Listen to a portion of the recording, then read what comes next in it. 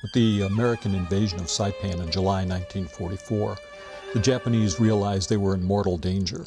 Flying from Saipan, the new American B-29s could reach the Japanese home islands and bomb Japan's major cities and industrial areas.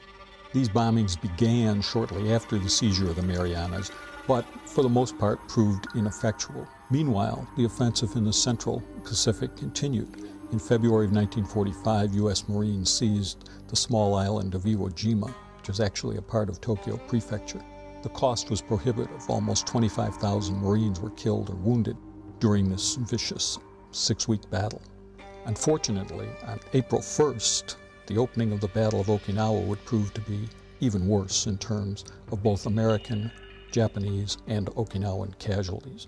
In March 1945, General Curtis LeMay took command of the 20th Air Force operating out of the Marianas. LeMay's notion was, instead of attempting high-altitude precision bombing, to do low-altitude bombing using incendiaries to burn out Japanese cities and industrial areas. He carried out the first such raid on March the 10th against Tokyo. Follow-up raids continued. 40 Japanese cities were destroyed or damaged in these fire raids, and 9 million Japanese made homeless as a result. Still, the Japanese highest authorities showed no inclination to surrender. Because of this, decisions were made to use atomic weapons against 2 Japanese cities, Hiroshima and Nagasaki. On the 6th of August, Hiroshima was destroyed by an atomic weapon dropped by a B-29, and this was repeated 3 days later against Nagasaki. Within a week of the dropping of the second atomic bomb, the Japanese military and political authorities decided to agree to the unconditional surrender demand of the Allies. A recording of the Emperor's decision to accept the Potsdam Declaration was broadcast to the Japanese people on the 15th of August, in effect creating an immediate ceasefire.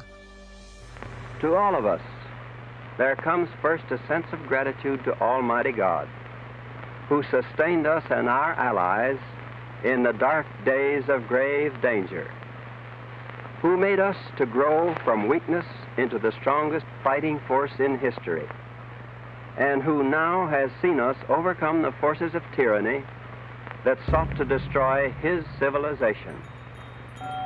God grant that in our pride of the hour, we may not forget the hard tasks that are still before us, that we may approach these with the same courage, zeal, and patience with which we faced the trials and problems of the past 4 years.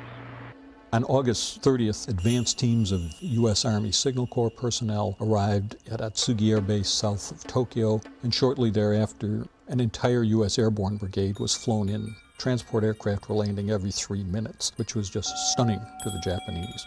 In the midst of all this activity, a C-54 arrived at Atsugi Air Base. It carried General Douglas MacArthur, the commander of Far East Command and the man who would run the occupation of Japan.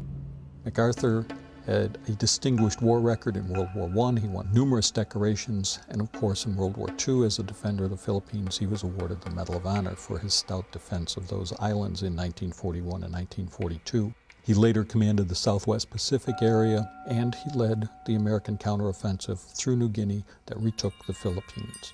On September 2nd, General MacArthur headed a delegation of representatives from the major Allied powers that had fought against the Japanese. They convened on the deck of the USS Missouri to accept the formal surrender of the Japanese.